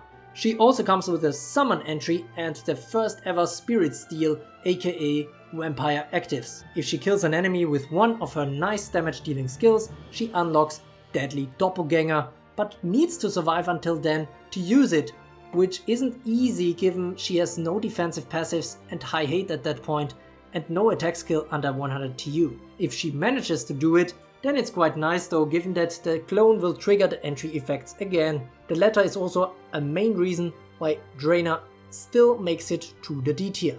Next up, remember Kirin? Well, if you remove the key, you'll be left with a K9 Blade Master of the opposite element, Dark Rin. She came with a Savage Poison skillset that kind of failed to leave a mark on the meta. Auto Guard Breaker is more of a gimmick and it is not possible for her to reset her hold ground plus. She can just flip poison all once and hope for the best. The time units on the rest of her skills are nothing special as well. Her poison drain is too expensive for what it does, both in spirit and TU, and the Savage Assassin is rather basic and probably hard to pull off. The hold ground plus keeps her above G tier though, F. Next up, the character that has the highest number of versions in the entirety of Evertale. There are 9 resets. It all started with the good old Water Reset, who is coincidentally also going straight to good old tier. A sleep unit with a single spirit plus revenge passive, she can guard, destroy, sleep and dream hunt, the former 2 for a hefty spirit price of course. Even in 2019, the Cerulean Crestbearer was nothing special with a very low speed of 112. On the other hand, the first Endless Reset was quite possibly the best DPS of 2019. And what's even more impressive, in the beginning months of 2.0, 1.5 years later, she was still one of the best arena units, adjusting very well to the automated conditions. Part of the reasons are her lower TU. A +1 poison random with 50 TU was considered very fast for a poison setup back then. Poison Drain provided reliable healing and Guard Destroyer took care of non-poisoned guards at the battle start. The poison skin also helped keep enemies at bay, and if they attacked her and she survived, they were sure to feel her wrath soon after. All of her skills distribute super poison, which is 4 times as strong as normal poison, and of course she was the first one to have it. Driss has absolutely iconic skill animations, and I may or may not be biased on her slightly because she was the first ever SSR unit I pulled in 2019. Nevertheless, the unit is nearly 5 years old at this point, so even making it to F tier is already somewhat impressive. Especially because a lot of other resets didn't quite keep up as well. For instance, we have Fire Reset, who brings Burning Dawn, Burning Focus, and in general a burning skill set, but no way for her to self-heal, which is not ideal considering that Burn slowly but surely whittles down HP,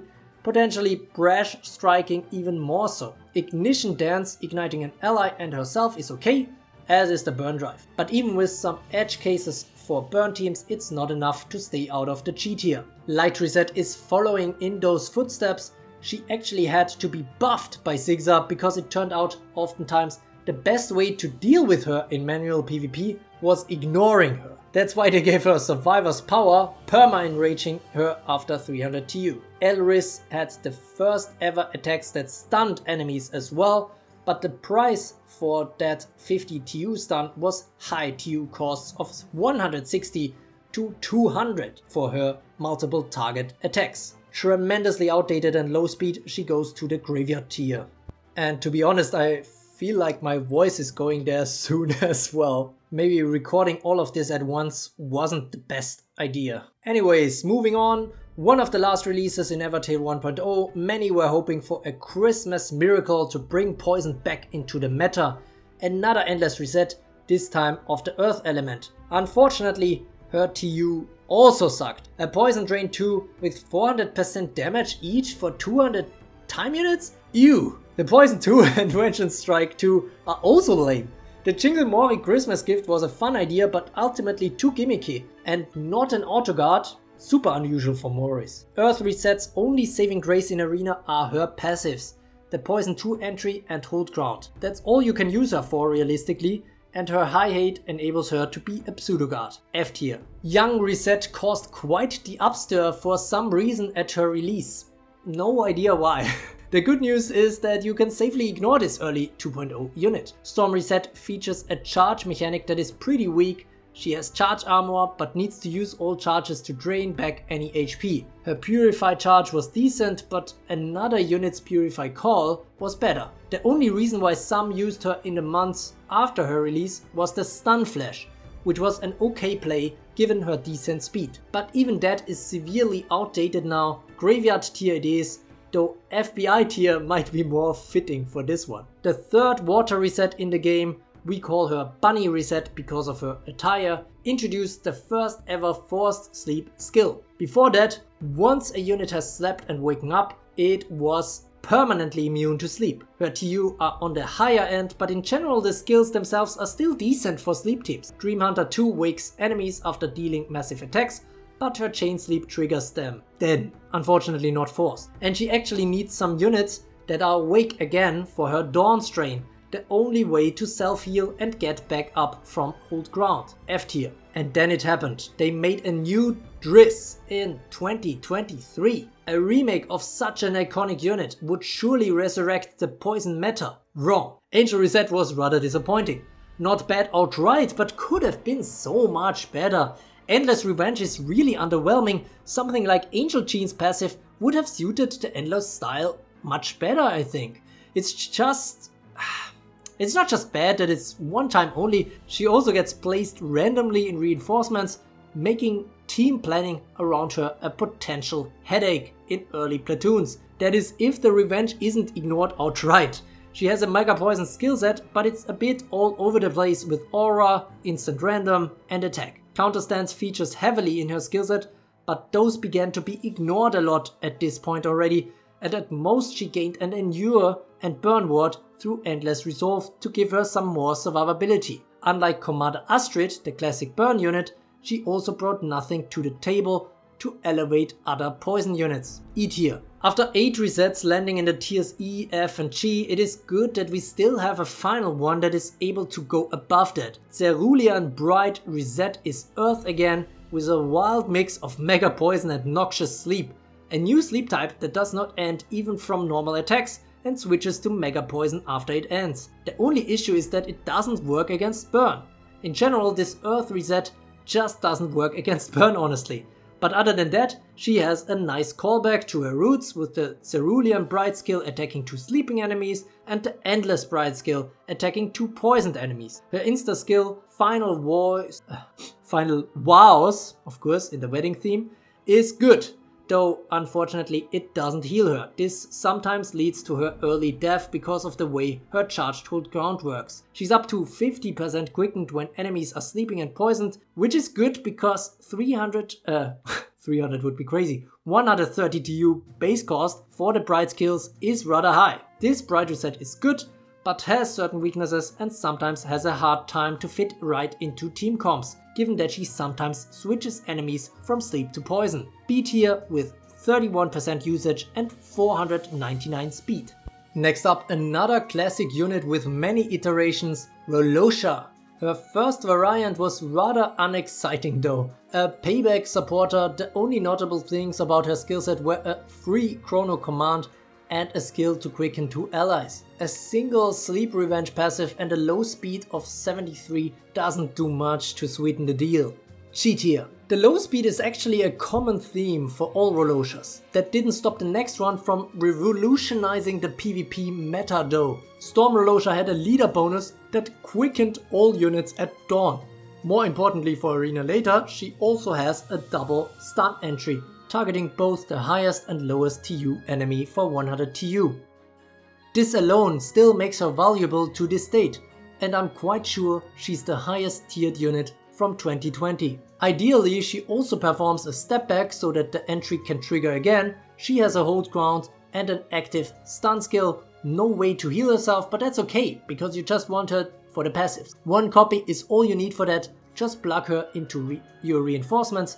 Best around storm units like King Arthur. C tier. Water Rolosha on the other hand didn't age well. In fact, she was never really all that popular in sleep teams at her release. That was because of the controversial sleep skin. In manual PvP, enemies were able to time when they fell asleep, quickly being purified afterwards and then immune to sleep. In Arena, the only thing helpful for her in the initial phase was that enemies ignored her. And so, if there wasn't no sleeping enemies, she would just casually wiggle impact all day long. Not bad, but also not really good, considering it's just 250% damage. Regardless, definitely G tier now. All of these units were slow with speeds of 203 or below, but the slowest was yet to come. Giga Rolosha. In fact, she will likely forever stay Evertale's slowest unit with a whooping speed of 1. This Storm Rolosha is still a massive upgrade over her first edition though. She still has a double stun entry, but this time dealing 150 TU stuns and fully healing her as well. She also comes with a poison, sleep and stun ward, as well as endure to hopefully survive until she gets the turn. But even if she doesn't get the turn, Rolosha could already help. After each enemy turn, there's a 50% chance for a negative status effect like sleep to be removed from one random ally. Very nice. In general, her setup is pre-anti-sleep. If she gets the turn, she may use Chrono Chaos, which does a lot of chaotic stuff instantly, like stunning everyone on the battlefield, but costs 3 spirit. The subsequent Giga Time Strike may even eat more spirit. It attacks all enemies, but I think it leaves a lot to desire. It's her only way to get a kill and to unlock Savage Stepback, a +3 skill that enables her to trigger the stun heal entry again. For quite some time, Giga Rolosha at position 5 was one of the best options around, but the meta moved on a little in terms of TU and executes. Still A tier though, combined with other stun units to face water sleep teams if they are very prevalent in your server. Next up, the unit long thought to be the last male 6er ever releases, Ryoma. A rather mediocre sleep unit with 2 skills that can sleep enemies, but neither is forced. No way to heal himself, low speed, only the Dream Hunter 2 skill could deal serious damage, 600% each, but that sets him back by 200 time units and wakes his targets if they survive. Vigor, armor and hold ground do little to keep him alive, and why would you want him to be? He clearly belongs to the graveyard tier after all. Next up, Another unit from Evertale's idol phase, Sakura. She is a savage overdrive support. The Song of Purification is nice. Whenever she gets the turn while not asleep, a negative status effect is removed from an ally. This passive does not run out, and her armored regeneration neither. Attack and heal is yet another support thing, and Overdrive Plus was the first overdrive skill usable at just 6 spirit. Still costs 3 spirit for 600% damage to one enemy. With a prior rage promise, this may be 900% instead though. The single target Savage Force has rather high TU for 500% damage. Barely E tier for the support potential. Next up, the absolute killer unit for the first month of Evertale 2.0, Saya. Since everyone from 1.0 started with units no higher than level 100 and resources were tight, Light Saya's Overdrain was OP for a little while, clearing all the weak units with her Overdrain that attacks all enemies for 150% damage each. Ignition Heal in combination with Burning Heart and Spirit Armor gave this burn unit plenty of avenues to stay alive. Burn Drive is a bit expensive, and her Overdrain ultimately began becoming a liability since it doesn't ignore any effects. She now lands in F tier. Next up, a starter SR that got an SSR version in early 2.0. Fire Shana. Arguably one of the worst units released during that era, she doesn't have any active skills that require her to burn, yet her skill set still revolves around it to a degree. Importantly, she has Burning Heart. More importantly, most of her active skills suck and are costly, even hurting herself. She needs a kill to unlock a way to get HP through Savage Drain. She gets 75% damage reduction, but only if under 25% HP. Desperate Armor is really a rather laughable concept in my eyes. Mathematically, she'll just be similarly vulnerable to attacks regardless of her HP. Let's just move on and leave Shana in the G tier. Next up, the Steel-Edged Sakura. Yeah, that's her title. Another unit in her title. Shiori. With her Spirit Plus entry, she still has Pseudo-Guard potential, but with her active skills being so bad and expensive by today's standards, it may actually turn out disadvantageous for this Storm unit to get the turn. Overdrive, Time Strike 2 and Savage Drain all cost 2 or 3 Spirit and 130 to 160 TU.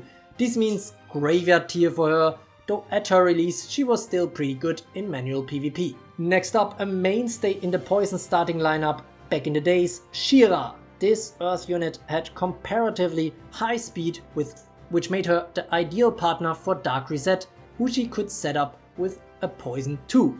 Other than that, she could quicken allies. Her attack skills have atrocious time units costs though, 200 and 250. In Arena, this Spirit Miner's Revenge unit got benched rather quickly. G tier. Next up, the only ever unit to combine Poison, Blood and Stealth, Shuten Douji. The Dark unit has a rather spirit neutral setup, which is good, and TU costs aren't too outlandish. She produces Moris whenever attacking poisoned enemies, has extra power while stealthed, and can heal back up with her 2 -1 drain skills. Defensively, there's really not much there though. F tier. Next up, a unit with a boss mechanic that made everyone lose their minds when she had it in the playable SSR version 2, Sleeping Beauty. More specifically, her Earth variant. She introduced Thorns to Evertale. While she falls completely flat against Burn, outside of that she was arguably the strongest unit for a few months. With any Thorns around, she cannot be stunned and defeated. If she has a Thorn, she becomes a temporary Guardian with 50% damage reduction. If she gets the turn with no Thorns around, she can do an Ashen Garden, heal all non-burn allies and grant them entire team Sleep Thorns. Whenever a non-burning attacker touched a Sleep Thorn, they would fall into Cursed Sleep. This couldn't be ignored by stealth, blasts, etc. If that wasn't enough, Earth Sleeping Beauty could do a 600% +1 Spirit Thorn rate at the cost of just 1 random Thorn. And Dream Devourer fully healed her, dealing 600% damage yet again and stealing up to 3 Spirit from the enemy team. Really the perfect storm, or Earth. The only thing holding her back was a burn rise at exactly that time. Regardless, she stayed competitive for a long time and even now can still be very annoying to deal with for many meta units. The biggest reason for her fall to A tier is probably the rise of execute skills. It is one of the SSRs where even one copy can give enormous value already though. While the first Sleeping Beauty could enhance a lot of hybrid teams,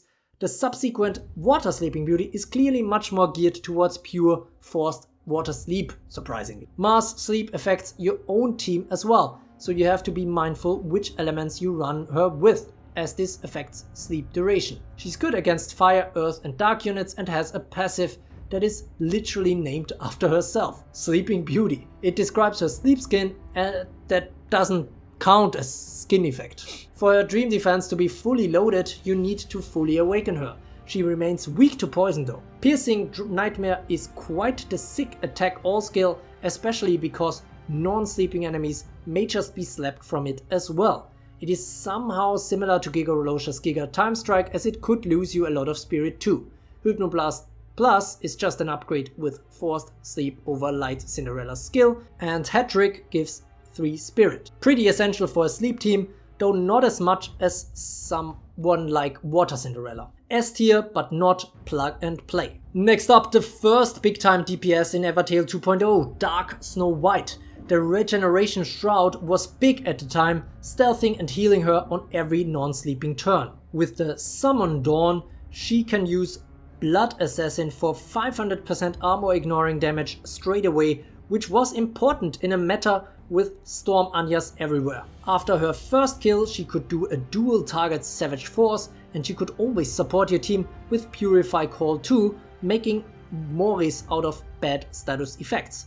The only thing you had to provide her with was Spirit. Looking at the situation now, the survivability is lower and the speed and skill set is not good enough for the Dawn move anymore. Usually a P4 unit at best at this point. F tier for this Snow White with 1.5% remaining usage. 1 year after Dark Snow White came Water Snow White, and she was one of the best units 2022 had to offer. The Sleep Stealth skill set with Counter Skin and Deadly Sleep made her meta in P1 for months. But then everything changed when the Storm Nation attacked. All of her attacks are single target and her 2 big ones cost 130 TU. Stealth Fury deals 500% ignoring most stuff on enemies, and Frozen Dreams even deals 600%, gives 1 spirit and stealth and heals her fully, but unfortunately does wake up the target if it survives. Counter Skin would usually mean that she immediately gets the turn after being attacked, being able to use healing stealth again, but Counter gets ignored more often now and attacks are only getting stronger, which makes one-shots against her more common. The random sleep after she kills is not forced. With Kaguya and Angel Sheen she had a bit of a resurgence in Plat 1 with 611 speed, but in the end she can't go above D tier now with just 6.3% usage. Another year later came the first and only dual element SSR so far, Bright Snow White. Well, technically Light Snow White, which is what she starts battles as. This version of her has a support overdrive skill set. Especially noteworthy is her strong instant restoration that is a 1 TU purify heal of an ally or herself. Once certain conditions are met, she can transform into her dark version, which is more of a blood DPS. In turn, after hopefully doing some major damage with Blood Revelry or the Savage -4 attack all skill Little Dark Garden, she can transform back to the light version again when conditions are met, and so on and so forth. Both of them come with a light speed entry and either double spirit or summon Morris on entry 2. Their gimmick is that each transformation also resets their hold count plus. Recent meta developments nerf both of their passives, but she can still be a decent reinforcement unit. C tier for them with 14% usage. Next up, a 2022 unit with high speed that was like a fusion of 2 top meta chars, Storm Sun Wukong. Why did she not pick up massive steam despite combining the stealth skillsets of Earth Musha and Storm Elmina with a charged hold count on top? Her AI was a bit funky, often leaving her vulnerable by wasting charges with the very bad Vanishing Burst skill. A skill that only deals 400% damage, costs 2 spirit, 100 TU and simply gives her stealth, but isn't a stealth attack. Stealth Drain was better and full charge plus 3 spirit plus 3 charges was delightful to watch when it worked out, or infuriating if you are on the opposite side of her. Stealthy Vengeance is still okay and Sun Wukong is still usable in the stealth team, definitely far from a top pick though. She goes to E tier. And then at the beginning of 2024, after a long poison underperformance, came a unit that was kind of like a full poison team on her own. Dark Sun Wukong. Whenever she enters the battlefield, she super poisons all enemies, gets the turn and endure, and is fully healed. That's a dark gift if I've ever seen one.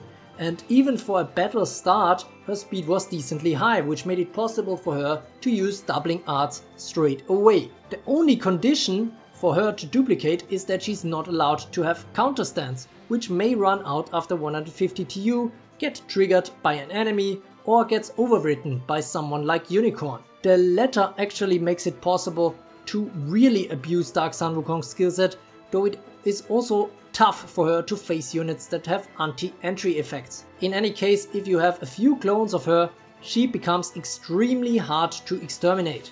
All of them get extra turns and extra spirit when attacking poisoned enemies, but they don't need enemies to necessarily be poisoned to deal up to 1200% damage with combined forces. Her skills only cost 50 time units anyways, except for Lightning Kick, which is instant, deals massive damage, mega poisons the enemy and heals her fully. She can use this one every 100 TU. The upper limit for her number of clones is 4, so 5 in total with the OG Dark Sun Wukong, which is higher than any cloning unit had before her. Her only notable downsides are that she only has single target attacks, prime blow to kick it off usually, and no executes. Running her into an undefeatable guard can be a frustrating experience. On the plus side, she is probably the best PvE unit in the entire game. You can also observe that fact from my videos this year, where she is often key to clear X10 stages of events or levels on the Tower of Trials. For Arena, she thrusts herself into SS tier. Next up, the last male SSR released by Zigzar to this date, Theo. That was in 2022. He features a support skillset with Purify and the innovative Healing Pulse, which is quite nice for hold ground units on the team. All other allies get healed when Theo gets a turn. The super heal is a bit expensive at 100 TU and -2 spirit though, especially because it doesn't even purify. The null strike drain is not a bad idea. All in all, he may help your team a little bit, but he's certainly not essential. E tier, and it's a bit of a downside that he's not as easily usable at one copy like other supports, since his healing purely scales with his own attack. Next up, a unit that was majorly screwed by Zigzar, not literally, Tiamat. This water unit was released right before Storm Lancelot, who pretty much counters everything she does. Tiamat is arguably the last one of the old generation, after which scalings were starting not to be the same anymore. The Overdrive Survivor unit brought the one-time use Genesis skill, which produced up to 10 Sui Moris depending on spirit. These Moris are placed next in reinforcements and produce spirit upon entering. They are also autoguards. Well, Storm Lancelot's deadly momentum made short work of them. Now the latter isn't so prevalent anymore, but the TU haven't aged all that well. In certain scenarios, without savage enemies, the Genesis can still help you. E tier, even though that's a stretch. Next up, a unit that is completely carried by her passives, Unicorn. It's a slight exaggeration, but her actives really aren't all that exciting, except for the magical experience, which is a random Purify gift turn with +2 spirit attached. Rainbow Raid can execute 2 enemies. It takes 300 TU to unlock though, but granted, with her stunning abilities like Discharge Strike, this becomes easier to achieve. The real meat is in her passives. If you fully awaken her, she stuns every enemy that is entering the battlefield for 50 TU.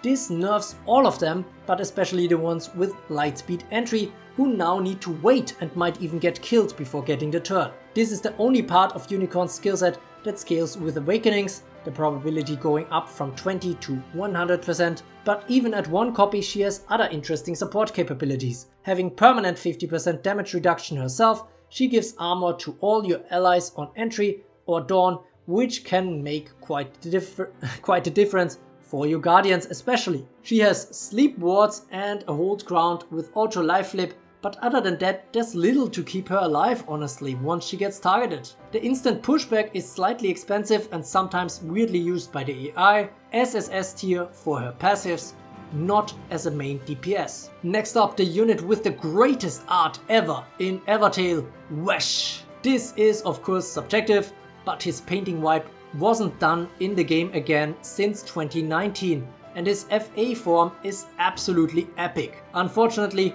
if we look at the battlefield performance, there's much fewer positive things to discuss. He has 2 strong dual target attacks, but quite conditional ones costing 2 spirit and 160 TU. Can't even be used as pseudo-guard due to low initial hate. Graveyard tier. Next up, a unit with a pretty fucked up backstory. Seriously, just read his bio. Von, the bearer of the Demon Maul, was always deemed a rather poor poison blood unit without healing capabilities. But in Arena this changed ever so slightly with his summon entry and relatively high hate, making him a decent pseudo-guard. Dark Von somehow secures F tier. Next up, the first ever unit to willingly sacrifice itself without a backup plan, Fornaxos. This monster may be able to grow golden horns, but probably won't give you golden times.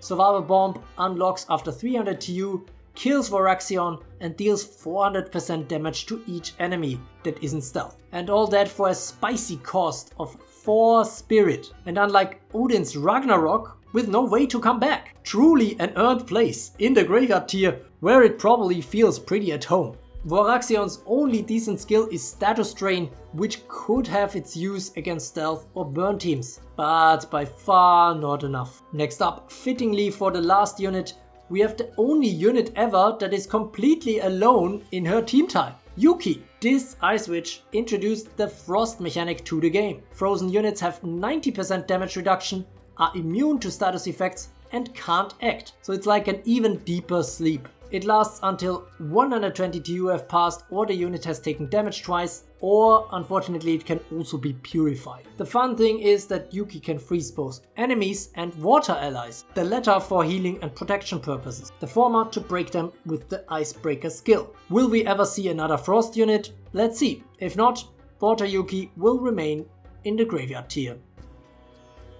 So here we have the full Evertale Arena tier list after tiering and discussing each of the 150 SSRs separately, based on 20,000 usages in 20 Champions Arena clusters from Asia, Europe and the Americas. This video and the data it's based on took me weeks to make, so if you find this extended encyclopedia helpful, please make sure to hit that like button to let the algorithm know it's worth watching. Curious about where new and upcoming units will land? Make sure to subscribe so you don't miss any of my regular tier list updates and new unit reviews with tier predictions. In terms of general summoning advice for this list, I would recommend to only ever actively pull SSRs clearly above D tier except for fellowships. The granularity of the bottom tiers is mostly to show which units could be worth using in case you already have them.